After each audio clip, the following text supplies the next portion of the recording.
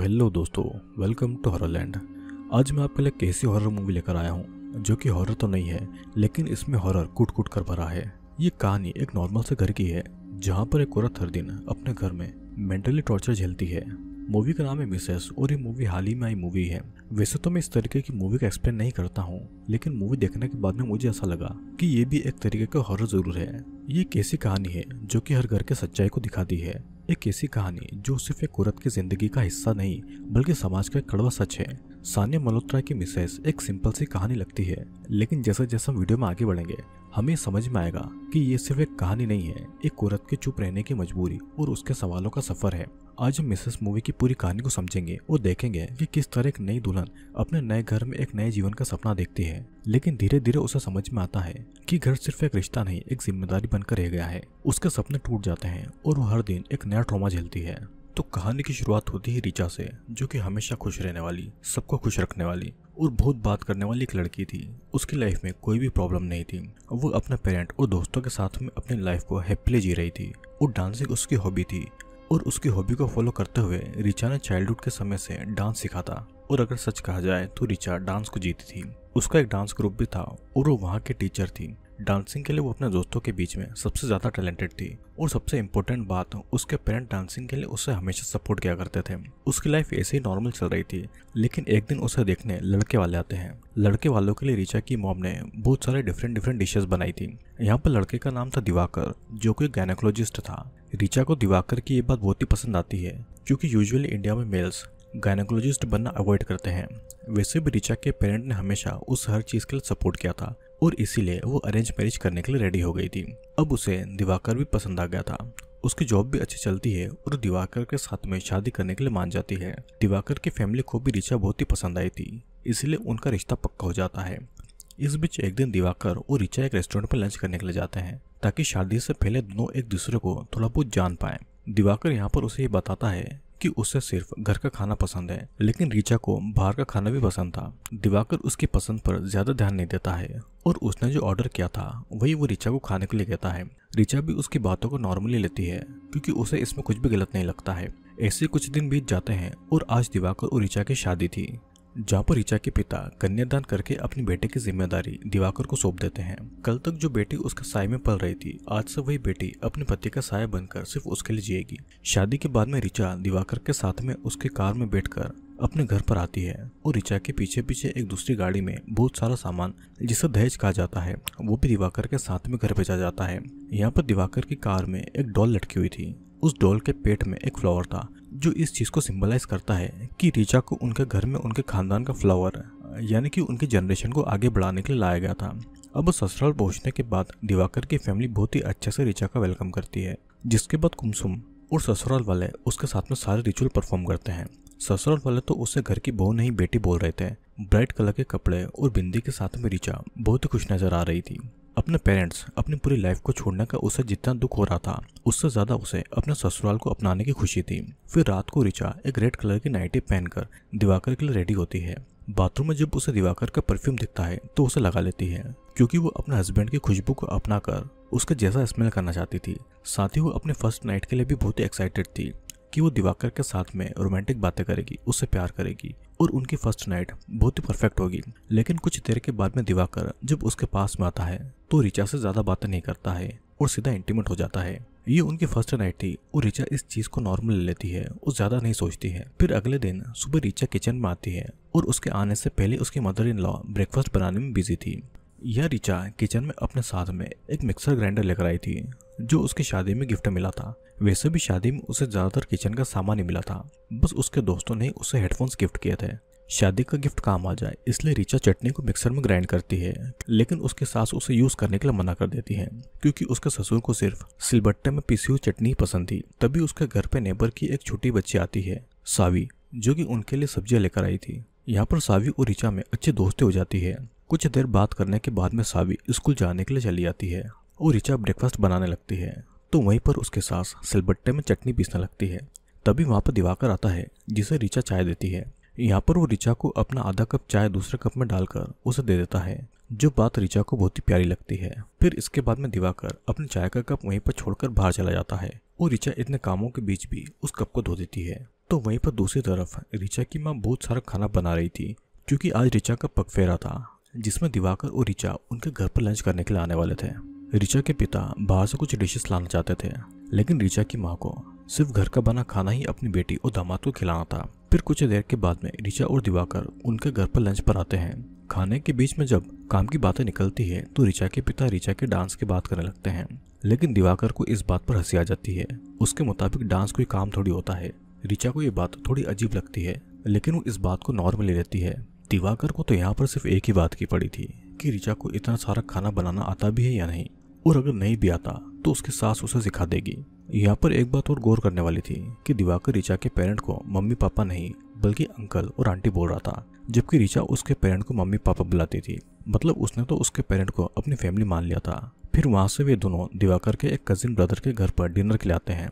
यहाँ पर दिवाकर के भाई की वाइफ जॉब तो करती थी, उसी ने इतना सारा खाना उनके लिए खुद बनाया था। इसमें दिवाकर के भाई ने अपनी वाइफ की जरा भी हेल्प नहीं की थी। ऊपर से दिवाकर ने खाने के बाद हलवे की भी डिमांड की थी, क्योंकि हमारी इंडियन सोसाइटी के हिसाब से ऑफिस से आने के बाद हस्बैंड तो थक जाता है लेकिन वाइफ नहीं थकती। उसे ऑफिस के आने के बाद भी घर का सारा काम करना पड़ता है।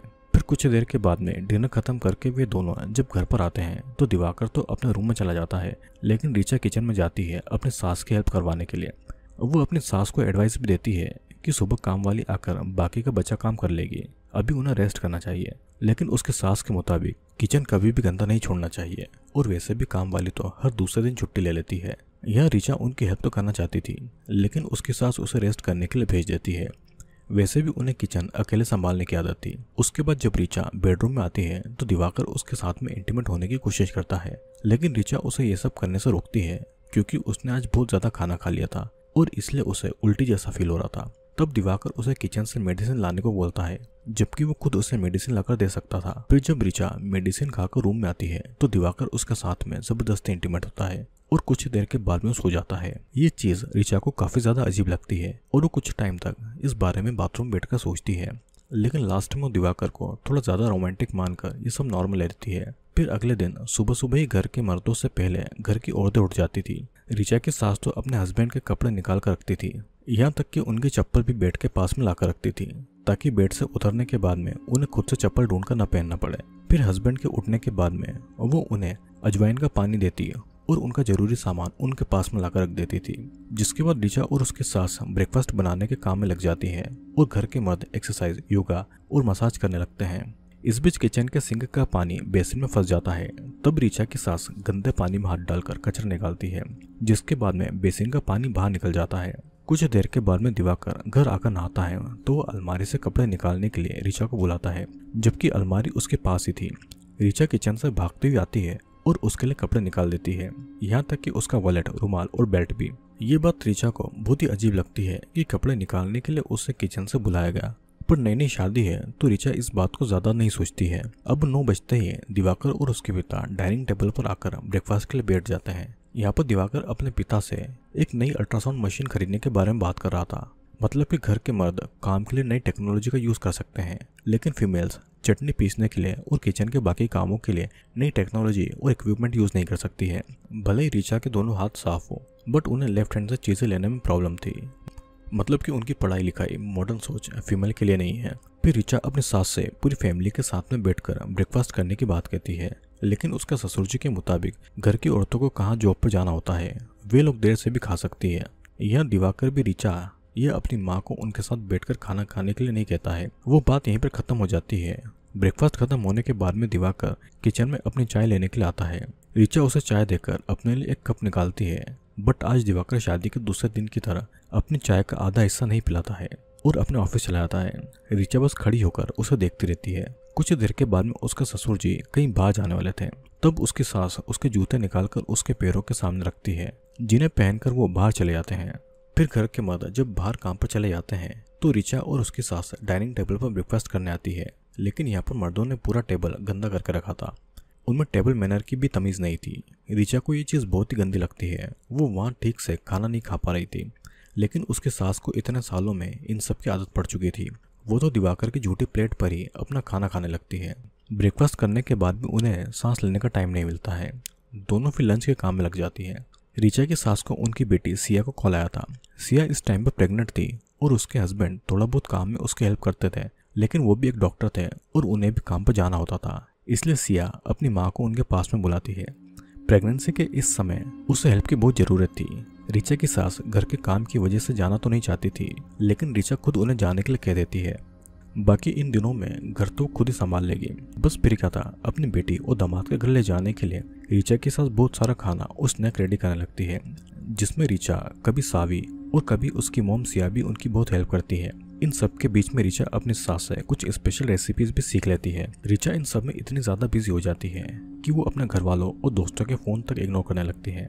अब अगले दिन रिचा की सास अपनी बेटे के घर जाने वाली थी, लेकिन जाने से पहले वो अपना सारा गोल्ड अपने हस्बैंड को दे देती है, जो उसे लॉकर में रख देते हैं। फिर अगले दिन रिचा की सास अपनी बेटी के घर चली जाती है। जाने से पहले भी उन्हें रिचा के लिए चिंता हो रही थी कि वो घर अकेले संभाल पाएगी या नहीं, क्योंकि उन्हें तो पता है कि उनके घर के मर्द कैसे हैं। रिचा की सास के जाते ही उसके सर पर जैसे कामों का पहाड़ टूट पड़ता है। रोज सुबह वो 5 बजे का अलार्म लगाकर उठती है और अलार्म से दिवाकर की भी नींद थोड़ी बहुत खराब हो जाती है। उसके बाद रिचा ब्रेकफास्ट बनाने के काम में लग जाती है। बीच में ही वो अपने ससुर को चाय देने जाती है, बट वो उसे अजवाइन का पानी मांगते हैं, जो उनकी वाइफ उन्हें हर रोज देती थी। तब रिचा भी उन्हें अजवाइन का पानी दे देती है। फिर रिचा जब सिलबट्टे पर चटनी पीसने जाती है तो गलती से उसकी आंखों में चटनी लग जाती है और आंखों में जलन होने लगती है। टाइम बहुत ही कम था और रिचा को सिलबट्टे पर चटनी पीसना आती भी नहीं थी, तो इसलिए वो मिक्सर का यूज कर लेती है। लेकिन मिक्सर की आवाज उसके ससुर जी सुन लेते हैं, इसलिए वो इस बारे में रिचा से पूछते हैं। साथ ही वो रिचा को ताना भी मारते हैं कि सिलबट्टे में चटनी पीसने से हाथों में जलन होती होगी, तुम्हें आदत नहीं है, बट तुम्हारी सास को इन सब की आदत है। रिचा फिर जब फुलके बनाने में बिजी थी तो उसके ससुर जी उसको दही लाने के लिए कहते हैं। भागते दौड़ते रिचा अकेले सारा काम कर रही थी। कभी कोई कुछ बोलता तो कभी कोई कुछ बोलता। अब ब्रेकफास्ट खत्म होने के बाद में रिचा को सारी चटनी फेंकनी पड़ती है, क्योंकि रिचा ने वो चटनी मिक्सर में बनाई थी और उसमें गुड़ भी डाला था, जो कि ससुर जी के मुताबिक अनहेल्दी था। तभी ऑफिस जाने से पहले दिवाकर रिचा को किस करने के लिए आता है। उस समय पर रिचा बर्तन धो रही थी, तो इसलिए वो उससे पास नहीं आने देती है। लेकिन दिवाकर के मुताबिक रिचा किचन जैसे स्मेल कर रही थी, जो कि बहुत ही सेक्सी है और बहुत ही अच्छा भी लगता है। इसके बाद जब रिचा गाना सुनते सुनते लंच रेडी करने लगती है, उसी समय उसके ससुर जी कहीं बाहर जाने के लिए रेडी होते हैं। लेकिन आज तो उनके शूज उनके सामने रखने के लिए उनकी वाइफ घर पर नहीं थी और इसीलिए वो रिचा को बुलाने लगते हैं। रिचा ने हेडफोन्स लगा रखे थे, जिसकी वजह से उनकी आवाज रिचा नहीं सुन पाती है।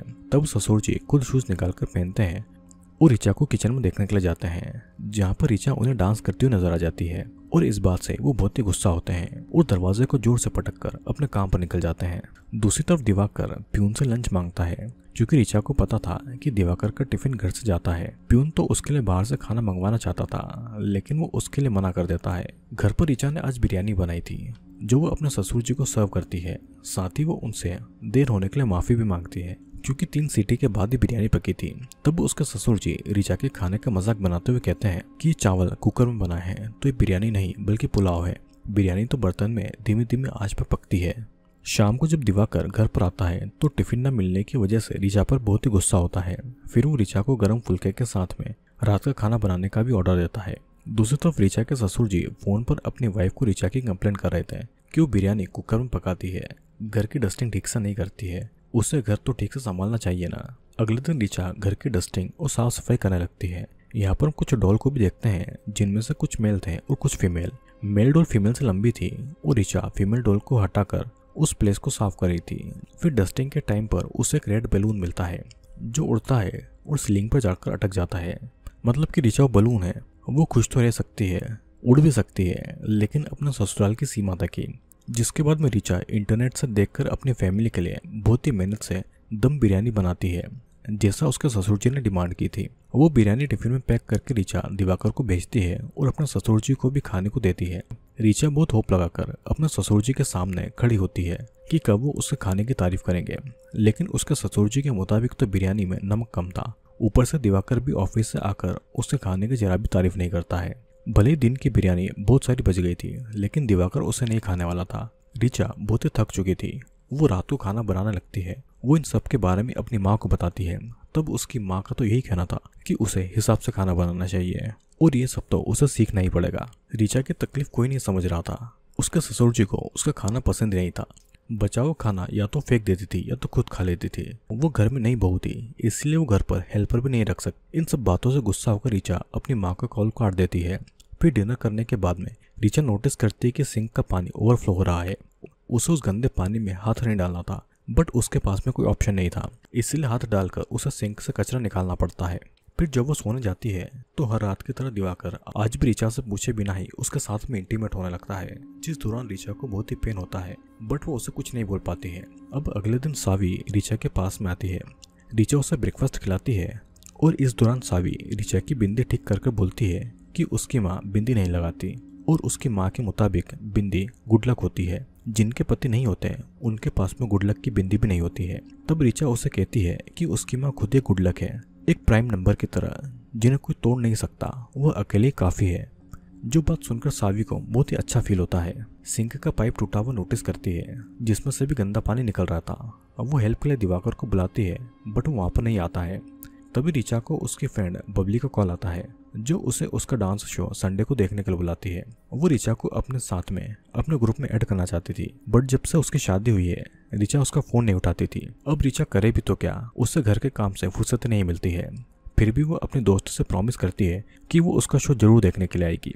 उसके बाद रिचा फिर से अपने कामों में बिजी हो जाती है। इस दौरान उसके ससुर जी उसके कपड़े वॉशिंग मशीन में धोने के लिए मना करते हैं। उनके मुताबिक मशीन में कपड़े ठीक से साफ नहीं होते हैं, यानी कि रिचा का एक और काम बढ़ गया। अब से उसे हाथ से कपड़े धोने पड़ेंगे। शाम को दिवाकर काम से घर पर आता है और अपना बैग रिचा को दे देता है, यानी घर के मर्द खुद की चीजों को भी जगह पर नहीं रखते हैं। रिचा दिवाकर को प्लम्बर को बुलाने को कहती है, बट वो रिचा की बात को इग्नोर कर देता है। तब रिचा एक हेल्पर रखने की बात भी कहती है, क्योंकि उसे अपना कुछ काम शुरू करना था और घर के कामों की वजह से उसे जरा भी मौका नहीं मिलता है।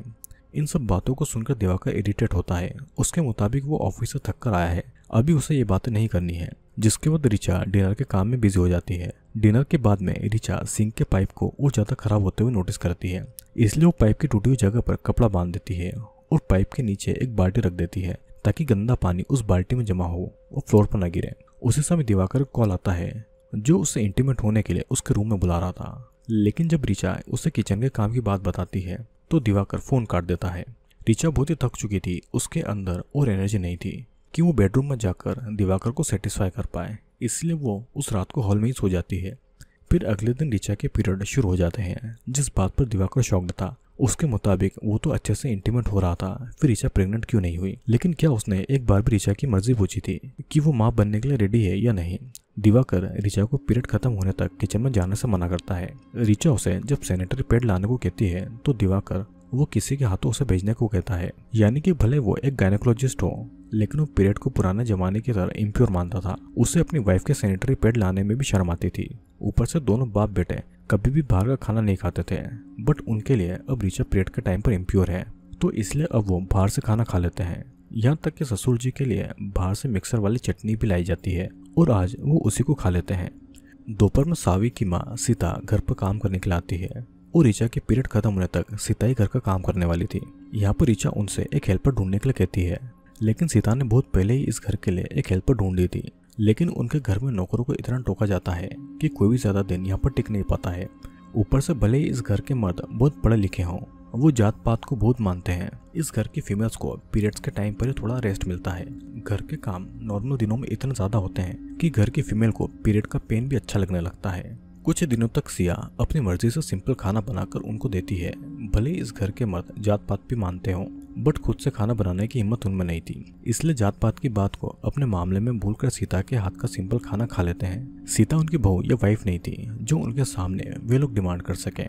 बस घर के मर्द रिचा के पीरियड खत्म होने का वेट कर रहे थे, तो वहीं पर रिचा इन पीरियड के दिनों में अपने खोए हुए सेल्फ को एक्सप्लोर कर रही थी, अपने डांस की हॉबी को फील कर रही थी, क्योंकि अब उसके पास में फ्री टाइम था।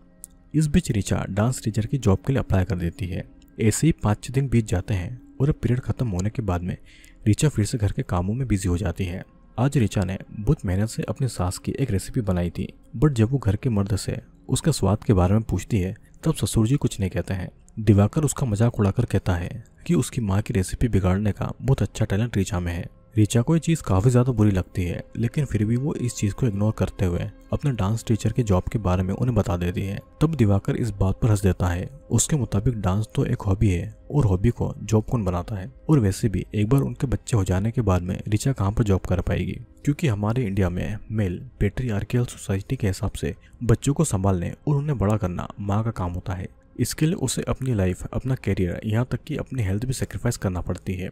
और इन सब के बाद भी उस बच्चे का नाम, उसके जनरेशन उसके पिता के साथ में जुड़ेगा, माँ के साथ में नहीं। वहीं ऋचा के ससुर के हिसाब से उनके घर की बहू बेटियां जॉब नहीं करती है और डांसिंग तो बिल्कुल भी नहीं। इन सब बातों की वजह से ऋचा का दिल टूट जाता है। ससुराल के रूल में फंसकर धीरे धीरे उसकी अपनी आइडेंटिटी ब्लर हो रही थी, लेकिन फिर भी वो एक अच्छी बहू बनने के लिए घर की सारी ड्यूटी निभा रही थी। उसके बाद शाम को उनके घर पर गेस्ट आते हैं। दिवाकर का कजिन ब्रदर टुन्नू, उसकी वाइफ बिनी और उसका बेटा गुड्डू। गुड्डू एक लड़का था, इसलिए उसे शायद कभी भी उसकी गलतियों के लिए डांटा नहीं गया। इसी वजह से वो उनके घर में भी बहुत बदमाशी कर रहा था और उसके खाने का शौक भी घर के मर्दों की तरह ही थे। यहाँ पर टुन्नू ऋचा को शिकंजी, दिवाकर हॉट कॉफी और उसका ससुर जी और बीनी को चाय और गुड्डू को कोल्ड कॉफी लाने के लिए कहते हैं। बीनी ये कहती भी है कि ऋचा अकेले तीनों के लिए क्या क्या बना पाएगी। दिवाकर उसकी हेल्प करने की जगह उसे ये कहता है कि उसे कोई प्रॉब्लम नहीं होगी।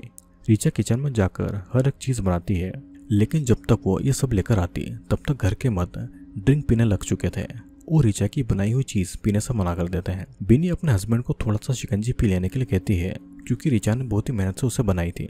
इस बात पर टुन्नू का यही कहना था कि उसकी वाइफ जॉब करती है, इसलिए उसके ऊपर हुक्म चलाती है। शिकंजी पीने के बाद में टुन्नू ऋचा की बनाई हुई शिकंजी की इंसल्ट करने लगता है। उसके मुताबिक शिकंजी बनाने का ये सही तरीका नहीं है। और अब बात आती है डिनर की। वैसे तो ऋचा ने डिनर बना लिया था, लेकिन आज दिवाकर और टुन्नू को मटन खाना था। आज वो अपनी वाइफ को किचन से रेस्ट देना चाहते थे, लेकिन मटन बनाने के लिए जो सामान चाहिए था वो टुन्नू ऋचा को ही रेडी करने के लिए कहते हैं। डिनर होने के बाद में जब ऋचा किचन में जाती है तो किचन का सारा सामान बिखरा हुआ था और हर तरफ गंदगी थी। बस गैस पर पकाने के चक्कर में घर के मर्दों ने पूरा किचन बिखेर दिया था और ऋचा का काम और भी ज्यादा बढ़ चुका था। बिनी ऋचा की हेल्प तो करना चाहती थी, लेकिन वो इसके लिए उन्हें मना कर देती है। वैसे भी जिसका किचन होता है उसे ही हर चीज संभालना होती है। इतना सब होने के बाद भी अगले दिन ऋचा बहुत ही प्यार से सुबह का ब्रेकफास्ट बनाती है और घर का सारा काम करके लंच बनाकर दिवाकर को टिफिन भेज के जॉब इंटरव्यू पर जाने के लिए रेडी होती है। तभी उसका ससुर जी उसे देखकर पूछती है कि वो कहाँ जा रही है, तो ऋचा उन्हें अपनी जॉब इंटरव्यू के बारे में बताती है। वैसे भी उसने घर का सारा काम कर लिया है और 1 घंटे में वो वापस आ जाएगी। जॉब की वजह से घर के काम खराब नहीं होंगे और वैसे भी अभी उसके बच्चे नहीं हैं। बच्चे होने के बाद में वो जॉब छोड़ ही देगी, लेकिन उसका ससुर जी उसे जॉब के लिए सीधा मना कर देते हैं। उनकी वाइफ ने तो पीएचडी की हुई थी और उनकी बेटी ने भी पढ़ाई की थी, लेकिन आज वो दोनों ही अपनी फैमिली संभाल रही है। फीमेल अगर घर संभाले तभी घर सही से रहता है और बच्चे को भी अच्छी परवरिश मिलती है। और ऋचा ने तो अपने फॉर्म में उनका नाम ही लिखा है, तो ऋचा को फाइनेंशियली उनके ऊपर डिपेंडेंट होना चाहिए। ये बात सुनकर ऋचा को बहुत ज्यादा बुरा लगता है। उसका ससुर जी जो अपनी बात रखने के बाद में उसकी कोई बात नहीं सुनते हैं और वो उसे पूरा इग्नोर करने लगते हैं। उनकी बेटी और उनकी बीवी ने इतनी बड़ी बड़ी डिग्री लेने के बाद भी जॉब नहीं की। इस बात को लेकर वो अपने घमंड दिखा रहे थे, लेकिन क्या उन्होंने जॉब खुद नहीं की या फिर उन्हें घर के कामों और बच्चे की रिस्पॉन्सिबिलिटी से इतना मजबूर कर दिया कि वो खुद अपने करियर को भूल गई। और अब ऋचा भी सेम रास्ते पर चली जा रही थी। जॉब इंटरव्यू से उसे बार बार कॉल आ रहा था, लेकिन वो इतना ज्यादा होपलेस फील कर रही थी कि वो कॉल काट देती है। उसी रात को ऋचा दिवाकर के साथ अपने दोस्त बबली के घर डिनर पर जाती है। यहाँ पर दूसरे के घर में खुद को बेटर दिखाने के लिए दिवाकर अच्छे से टेबल मैनर्स को फॉलो कर रहा था। वो टेबल को अपने घर की तरह गंदा नहीं कर रहा था, क्योंकि घर में ऋचा और उसकी माँ उसकी गंदी प्लेट में भी खाना खा लेती थी। बबली का हस्बैंड अमन अपनी वाइफ के लिए बहुत ही सपोर्टिव था, यहाँ तक कि वो घर के कामों में भी बबली की इक्वली हेल्प करता था। दोनों अपने हस्बैंड वाइफ के रिश्ते को लेकर दोस्त की तरह और पार्टनर की तरह निभाते थे। और दिवाकर और ऋचा का रिश्ता तो मालिक और गुलाम की तरह था। दिवाकर ऋचा को वीक में सिर्फ 1 दिन के लिए डांस स्टूडियो जाने के लिए कहता है। तब अमन उसे समझाता है कि डांस भी उनका काम है, उन्हें वो रोज करना जरूरी होता है। वीक में 1 दिन से उनके ड्रीम्स पूरे नहीं होंगे। अब डिनर के बाद में अमन खाने की प्लेट को उठाता है। ऋचा जब प्लेट उठाने वाली थी तब दिवाकर उसके दोस्त के सामने खुद को अच्छा दिखाने के लिए प्लेट उठाता है और ऋचा को बैठने के लिए कहता है।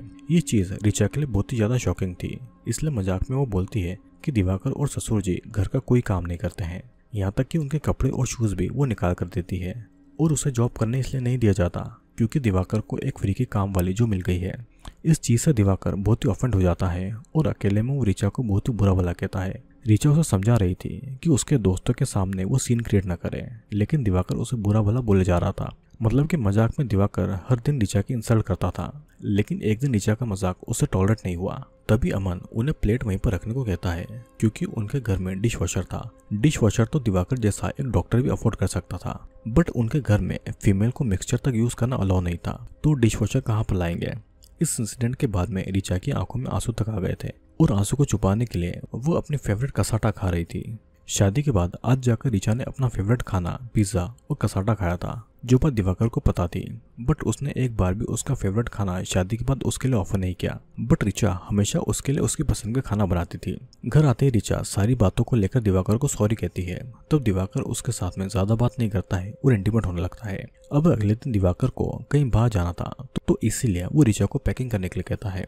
रिचा उसे किचन के पाइप के बारे में बताती है, बट दिवाकर उसे पूरी तरह इग्नोर कर देता है। फिर जब रिचा उसका बैग पैक करती है तो दिवाकर गाड़ी आने तक रिचा के साथ में इंटीमेट होना चाहता था। रिचा के रोकने पर भी वो उसके साथ में जबरदस्ती कर रहा था। तब रिचा उसे खुद से दूर ढकेल कर ये कहती है कि क्या सिर्फ बच्चे पैदा करने के लिए इंटीमेट होना चाहिए, उसके भी कुछ डिजायर है और वो उसका प्यार चाहती है। लेकिन दिवाकर डायरेक्ट इंटीमेट होता है और खुद सेटिस्फाई होने के बारे में सो जाता है। उसके बारे में वो कभी नहीं सोचता और इस तरह इंटीमेट होने की वजह से उसे कितना दर्द होता है, मेंटली और फिजिकली भी। ये सब सुनकर दिवाकर उसकी बातों पर भड़क जाता है और सेक्स की बात करने की वजह से वो रिचा के कैरेक्टर पर भी उंगली उठाता है। गायनेकोलॉजिस्ट होने के बाद भी वो अपनी वाइफ का दर्द तक नहीं समझ रहा था। उसके मुताबिक हस्बैंड और वाइफ बच्चे के लिए इंटीमेट होंगे और प्यार के लिए रिचा के पास में है ही क्या, उसकी बॉडी से तो किचन की बदबू आती है। यहाँ कुछ दिन पहले तक दिवाकर को रिचा की बॉडी से आने वाली किचन की वो स्मेल अच्छी लगती थी और अब वही स्मेल उसे बदबू लगती है। लेकिन वो इस बात को नहीं समझ पा रहा था कि उसी के घर के काम की वजह से रिचा की हालत हुई है। उसके बाद अगले दिन दिवाकर की बुआ उनके घर पर आती है। रिचा की सास घर में नहीं थी, तो बुआ जी कुछ रिचुअल को रिचा को समझाने के लिए आई थी और घर में आते ही बुआ जी हर चीज की बुराई करके रिचा को ताना मारने लगती है। इसी बीच दोनों एक दूसरे की हॉबी के बारे में बात कर रहे थे। बुआ जी को जहाँ पर खाना बनाना पसंद था, वहीं पर रिचा को डांस करना पसंद था। वो बुआ जी को अपने डांस की वीडियो भी दिखाती है और उन्हें देखकर ही लग रहा था कि बुआ जी को ये चीज पसंद नहीं आई थी। जब दिवाकर घर पर आता है तो बुआ जी रिचा को ताना मारते हुए कहती है कि दिवाकर शादी के बाद पतला हो गया है। तब दिवाकर भी कहता है कि रिचा सारा खाना खा जाती है, इसलिए वो पतला हो गया है। हर बात को मजाक के बहाने वे लोग बस रिचा की इंसल्ट करने लगते हैं। करवा चौथ के दिन सुबह से भूखी प्यासी रिचा और बुआ जी घर का सारा काम करते हैं। घर के मर्द खाना खाते हुए फास्टिंग के बेनिफिट बता रहे थे, लेकिन इसके बावजूद वो अपने बेनिफिट के लिए फास्ट नहीं रखेंगे। फास्टिंग तो सिर्फ वाइफ के लिए होती है। वाइफ अगर उनकी लंबी उम्र के लिए फास्ट रख भी रही है तो एक दिन के लिए घर के कामों में भी उनकी थोड़ी भी हेल्प नहीं करेंगे। घर की फीमेल फास्टिंग भी करेगी और पूरा घर भी अकेले संभालेगी। उसके बाद बुआ जी को फास्टिंग करने की वजह से चक्कर आ रहे थे, ऊपर से उन्हें बीपी और डायबिटीज था। लेकिन जब रिचा उन्हें मेडिसिन लेने के लिए फोर्स करती है तो वो रिचा को ही उल्टा सीधा बोल देती है। रिचा खाना बनाते टाइम भी कभी कभी छोटी मोटी चीजें खा लेती थी। बुआ जी इस बात को लेकर भी रिचा को ताना मारती है कि पनीर खाकर पूरा खत्म मत कर देना, कहीं मटर पनीर में सिर्फ मटर न रह जाए, जैसे रिचा को उनकी परमिशन के बिना कुछ खाने का भी हक न हो। फिर उसी दिन इवनिंग को रिचा एक रेड साड़ी पहनकर दुल्हन की तरह रेडी होती है। उसी समय वो देखती है कि बुआ जी उसके डांस की वीडियो उसके ससुर जी और दिवाकर को दिखा रही है। अब रिचा जब किचन में आती है तो सावी उसके पास में आकर उसे अपनी बिंदी दिखाकर बोलती है कि अब उसके पास भी प्राइम नंबर वाला गुड लक है और रिचा खुद भी एक प्राइम नंबर की तरह गुड लक है। सावी की बात सुनकर रिचा की आंखों में आंसू आ जाते हैं। वो उन लेडीज में से है जिनके पास हस्बैंड होते हुए भी गुड लक नहीं है, क्योंकि हस्बैंड ने ही उनकी आइडेंटिटी छीन ली थी। फिर सावी के जाने के बाद में दिवाकर उसके पास में आकर अपने सोशल मीडिया से उसके डांस की वीडियो को डिलीट करने के लिए कहता है। उसने सोचा था कि रिचा का अकाउंट प्राइवेट होगा और उसकी डांस की वीडियो की वजह से लोग उसकी इंसल्ट करेंगे, लेकिन रिचा वो वीडियो डिलीट करने से उसे मना कर देती है। तब दिवाकर उसे धमकी देता है कि अगर उसे इस घर में रहना है तो उसकी हर बात माननी होगी। मतलब कि ससुराल वालों के हिसाब से ये घर कभी भी बहू का नहीं है।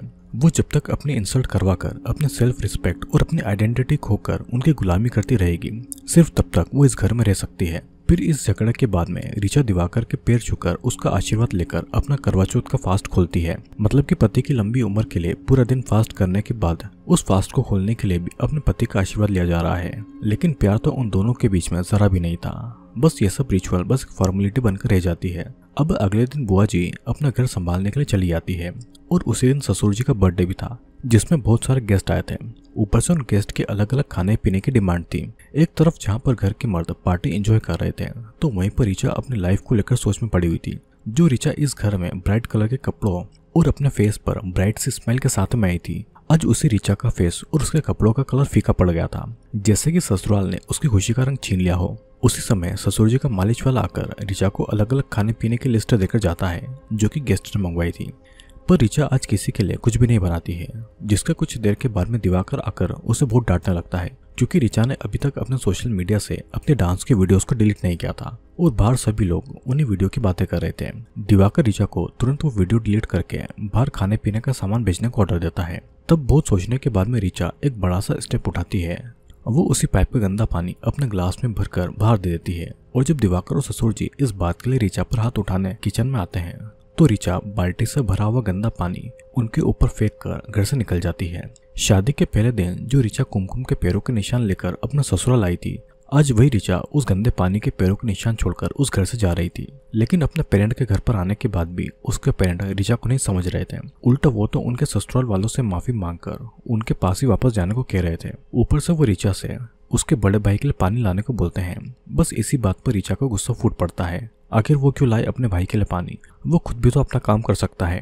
उनके जैसे पेरेंट ने ही अपने लड़कों को बिगाड़ कर रखा है। वही लड़के हस्बैंड वाइफ के 50-50 पार्टनरशिप को नहीं समझते हैं और वाइफ को अपना गुलाम समझते हैं।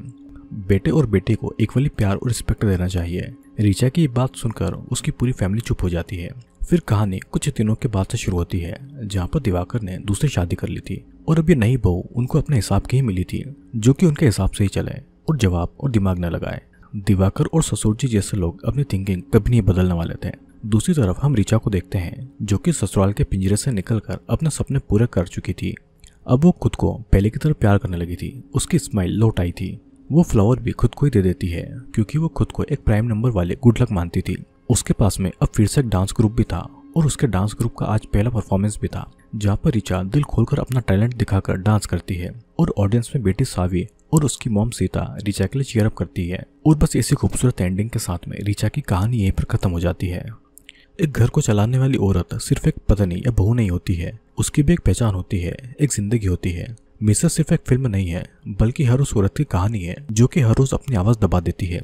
ये फिल्म हमें सोचने पर मजबूर करती है कि क्या एक औरत का जीवन सिर्फ किचन और घर की दीवारों तक ही सीमित होता है, यह उसका भी अधिकार है अपनी खुशी और सपनों पर। आपको क्या लगता है कि ऐसे मामलों में एक औरत को चुप रहना चाहिए और अपनी आवाज उठानी चाहिए? अपने विचार हमें कमेंट में जरूर बताइएगा। और अगर आपको वीडियो पसंद आई है तो लाइक, शेयर और सब्सक्राइब जरूर करें, ताकि आपको ऐसे ही सोच बदलने वाले कंटेंट मिलते रहें।